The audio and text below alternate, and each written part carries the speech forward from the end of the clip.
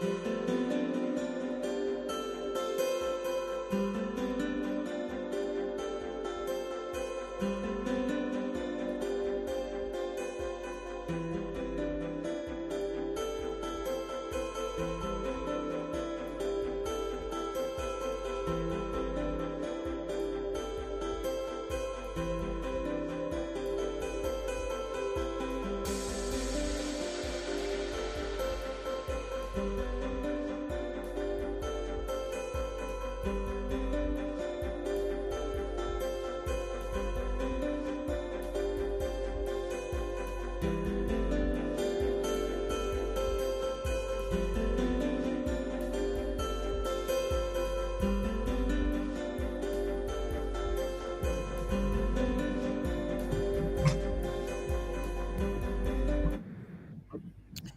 afternoon, everyone. Carroll, CEO, Global Social Prescribing Alliance, and founder of the World Health Innovation Summit. Welcome to our panel today, third panel, Real-World Impact, Practitioner Insights and Outcomes from Social Prescribing.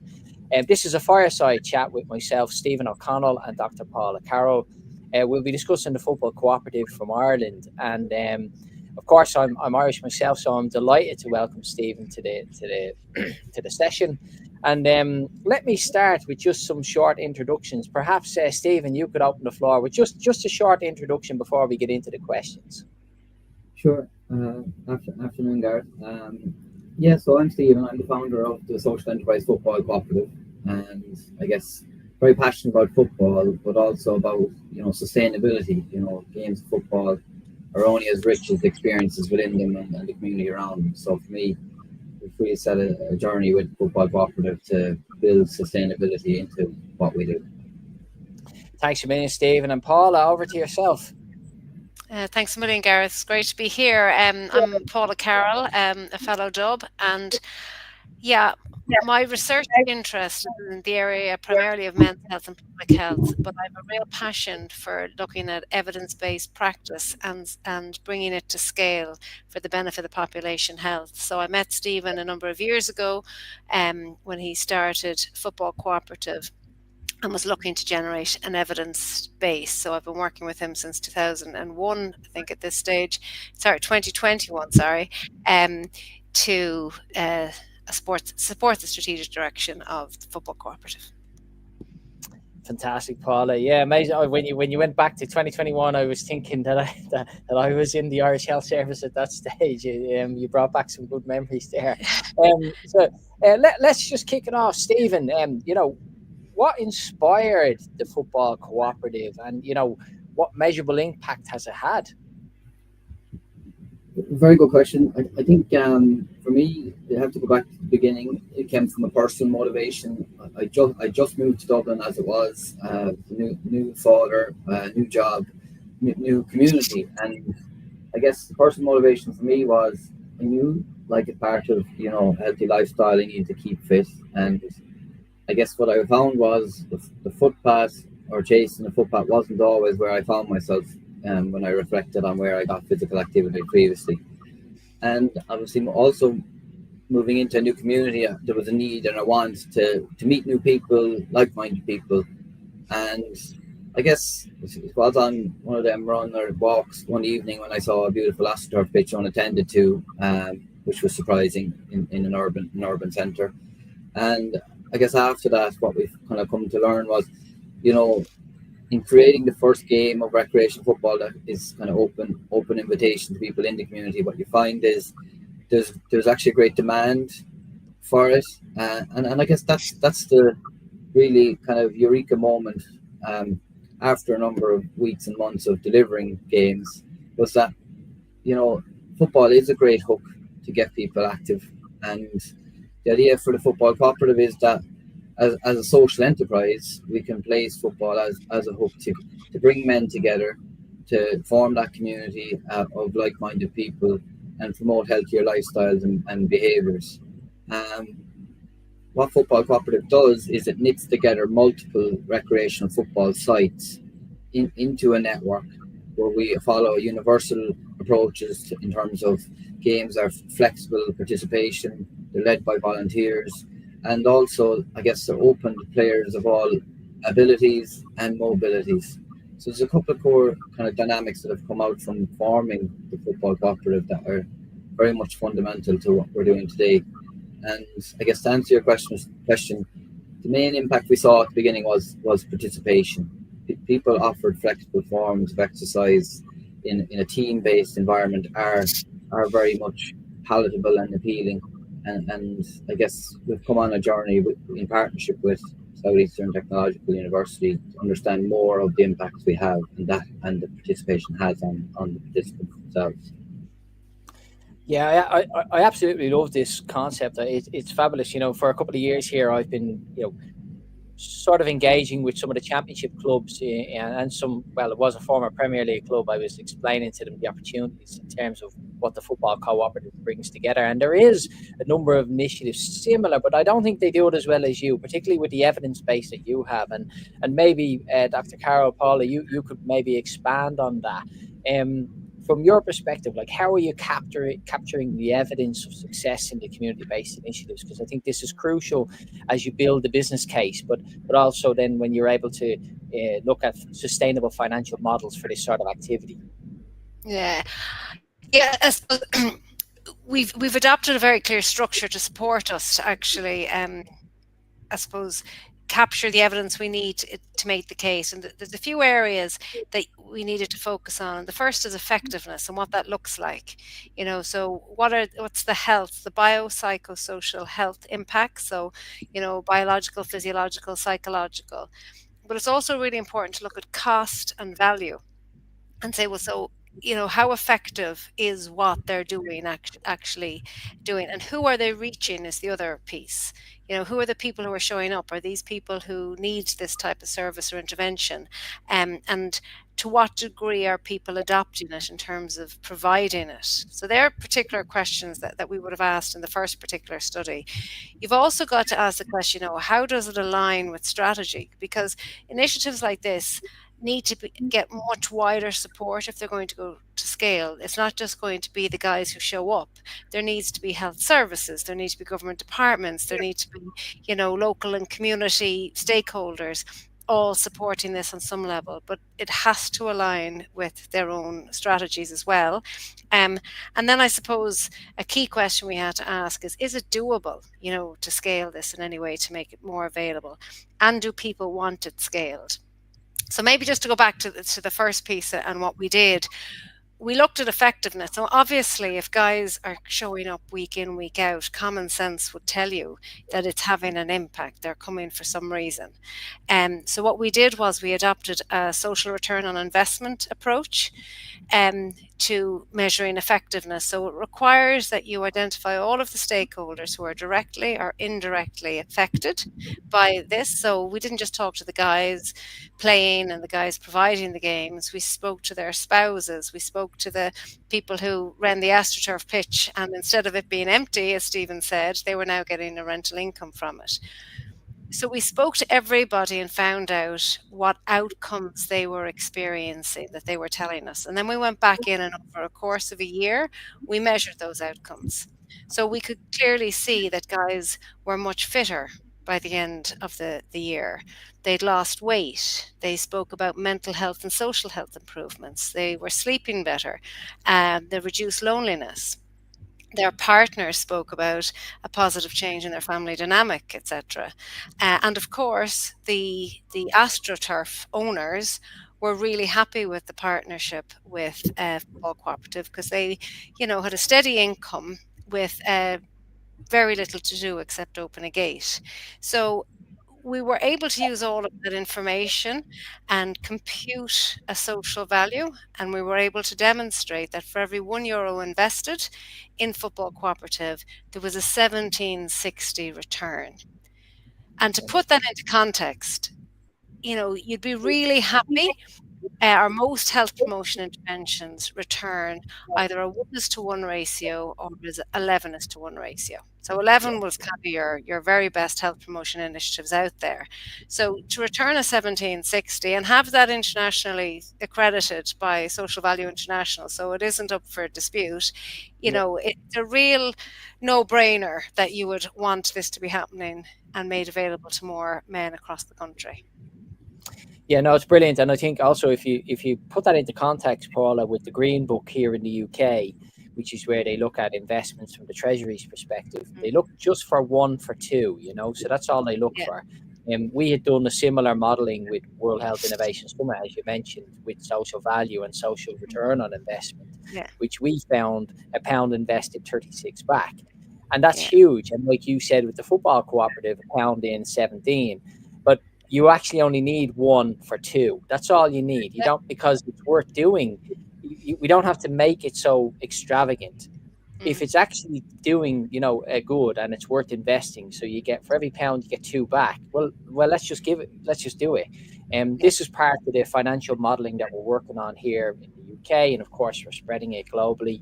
And I'm super excited to work with yourselves, because I'm sure we'll be able to collaborate on this. But Stephen, going back to the sort of personal role and the stories that drive this sort of system change and in social prescribing, could you articulate a little bit around, what role do the personal stories play in driving system change like the football cooperative, for example? Yeah, one of the burning things that stuck in my head from very early days of football cooperative is one of the participants telling me that they'd lived in the community for over 8 years or so. They'd bought a house, they had put their kids into the primary school and stuff. But only since they were part of this recreational football community did they feel they were part of the community. They actually felt, in the fabric of other people and of themselves. So that story in itself motivated me to want to not just make that particular location work, but to think about how we can develop this model at scale. We've been in a very privileged position to bring in an academic partner within Dr. Paula Carroll and other academics within the Southeastern Technological University. They have kind of been able to kind of get behind some of the verbal stories and kind of look with more precision of what are the changes and the outcomes and outputs of our activities. And for me, that has helped kind of get to the point where we can actually translate and contextualize some of the changes back to the participant population. So even if they join for a physical health benefit, they know that other participants are getting significant mental, social, and other benefits from this exercise and initiative. And for me, that's the beauty of the academic partnership, but also the journey we've been on. It has also enabled us to bring in other multiple stakeholders, such as the Health Service Executive, the Department of Health, Football Association of Ireland, and others who have kind of learned of this impact across multiple dimensions. And I guess Paul has already touched on a few experts there that beyond the participants that we've gathered impact on. Well, that's why I wanted to just go back to Paula, and it's slightly off the cuff here, Paula, because I've worked in the Department of Health myself. I ran national programs in terms of blood transfusion, haemophilia, and others. And I wanted to touch on that point that Stephen mentions about the evidence base. Just maybe you could just share a little bit about how that's pulled together, like within the internal structures, just to give context for people who are sort of won't understand the fact that there is a social outcome, there is a benefit to the health system by actually getting people playing football. They just see it as a game of football, but no, it's wider. There's a wider context. Yeah, I suppose we would work with Stephen to support, I suppose we presented to a number of different organisations within and outside the health service in the last while to present this evidence. And I suppose a couple of key pieces is to obviously make it relevant to this particular organisation. So what we're planning on doing actually for the next piece is saying, how many hospital visits have we actually reduced as a result? There's a number of ways of putting, we call them fiscal proxies, or costs, or cost benefit for an activity. It's like, how much money have we now saved by reducing the need of the provision of services to this group of men? So our Department of Health, and I'm sure it's the same in the UK, have a cost for absolutely every single GP visit, for every single, blood pressure and swab that's used. Okay, so we're able to actually capture the cost of what if these men weren't reducing the cardiovascular risk, which we've been able to demonstrate. If they continued to live with that specific risk, it would cost the health service X amount of money. So, and I agree with Stephen, like the personal stories are really profound, and they're fantastic in terms of, when we're presenting data and we launched the SROI report, etc., to bring those stories into the room. But in some rooms, they only want the facts, the figures, the numbers, and what is the benefit to us as an organization. So that's why our approach is always to take a breadth of data so that we can choose from it depending on which room that we're going into. But I think I actually really do think a strength of this, and it's not just because I've been involved. I see so much fantastic community-based work that is never evaluated or recorded in any way, and struggle to continue to get funding as a result. And it's a bit, I don't know what that movie is, but show me the money or follow the money. The investment in getting this type of data helps further investment, which is really important when you want to scale something sustainably. As I said, we've been working since 2021. We're 2 studies in. We're about to start our 4th, actually. We're 3 studies in, a much larger one at this stage.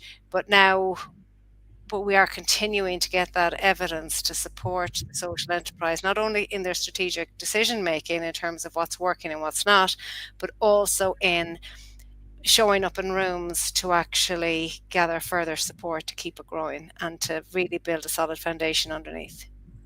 Absolutely. and from my perspective, like when we've looked at this, and we're heavily involved in this aspect, it works. Like, and the return on investment is there, the evidence is there, and we do have to build for sure the business cases, but I think we have more than enough evidence at this stage, to say that this has significant impact, but also alleviates a lot of pressure. The health service is under enormous pressure at the moment. And that's why we need to rapidly accelerate these programs at scale and bring in the sort of financial capital. You'll have seen last week the UK government announced a 500 million investment into children's and families, and that's privately backed with some private capital, so it's almost $1 billion fund. It's based on social outcome contracts. This is the sort of work that we're engaged in. These will no doubt accelerate that process, because I was speaking to a Nordic colleague yesterday, and a lot of the developed nations, the challenges they face with aging, obesity, this is actually crippling their economy. So the initiatives like Stephen's, the football cooperative, this is the future. We've got to mobilize the capital and get it into these interventions as quickly and as soon as possible. Stephen, coming back to you, you've had some serious challenges implementing these programs. Like, how have you overcome them?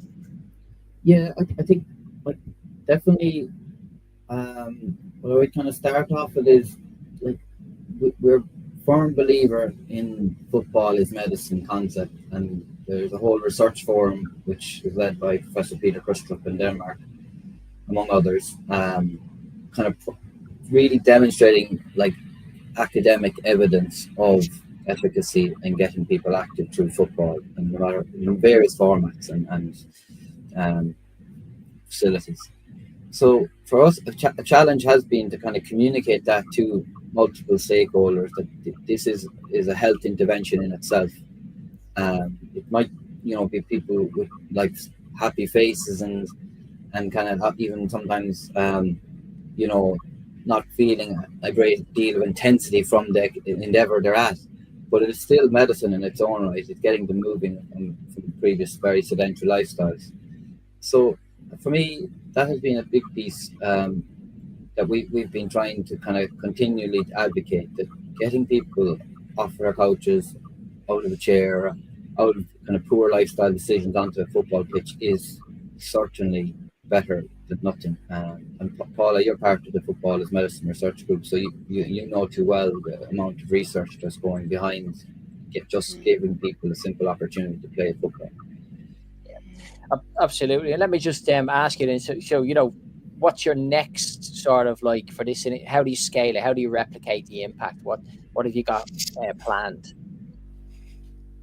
I think for me, the big other challenge we have within Football Co-Operative is managing the pace in which we go towards that scale. I guess there's definitely a vision for it from early stages, but we do want to do it once, do it right approach, and in order to do that, there's a whole world of thought around implementation science, and I guess that's where I probably, our vision is to scale upwards to multiple sites across Ireland, and potentially further across Europe and abroad. It is a multi-pronged impact scaling strategy that also includes targeting hard to reach groups of people and engaging them through football. And to do that right, you do have to have multiple stakeholders engagement and feeding into how that direction is formed. And I guess that's where, again, Paula, you know best, the journey has also conspired in a PhD study that has looked at how to scale an intervention once the feasibility has been obviously evidenced. Well, that's why I was going to bring Paula in next. Go ahead, Paula. Yeah, not a bother. Yeah, I suppose what I was going to say, we've learned that when you want to implement something that's working really well in one place, you have to look to the infrastructure initially in terms of where it can actually move to. And that isn't just the physical infrastructure, which the games need. And there's a number of specific criteria here. We're talking, again, floodlit AstroTurf pitches that are of good quality from 8 to 10 at night. But you're also talking an infrastructure of human beings who are prepared to get behind this. So, it's been a journey to get the FAI on board. The UEFA have really jumped on board kind of day one, who'd be real key players in this area. We also have a national infrastructure in Ireland, and I'm not sure where else these structures exist, but we've local sports partnerships that have a specific remit about getting people active. So, aligning these two structures with Football Co-Operative has been really important in terms of identifying sites so that the games can actually travel. Like that's one piece of the jigsaw. There's a whole other piece then, which is about capacity building to ensure that there's fidelity across sites, so that the values, the ethos, and what makes it effective and work for men at the initial sites, that these also travel. We spoke to guys who talked about other games of football that they played in that were akin to cage fighting, but they knew that there was something different about this game of football. Going back to what Stephen said earlier, it's volunteer led. All abilities and mobilities are respected there. So people adapt to that when they show up to play this game. So it's important that those values also travel, and that happens through capacity building. So there's a whole piece of work around that. Another core piece that has made this work is the technology. So it's really easy to sign up. It's really easy to pay. There's really clear communications back. But the infrastructure that existed for the initial sites won't cut the mustard when you get to the types of numbers of sites that Stephen is talking about. So there's a whole piece of work around that type of infrastructure to ensure that it travels. So I suppose I could go on, Gareth, and I won't, but the key piece to say is that so many startups fall flat on their face because they try too much too soon and they haven't actually really built that kind of underbelly to sustain them as they go forward.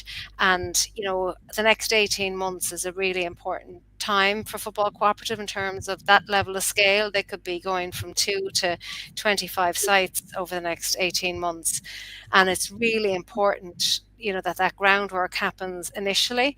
And that's a big part of our own role in the research that we've been doing, is really feeding back to Stephen what are these key pillars that he really needs to focus on, and bring them with him so that they're more likely to succeed when they go to scale.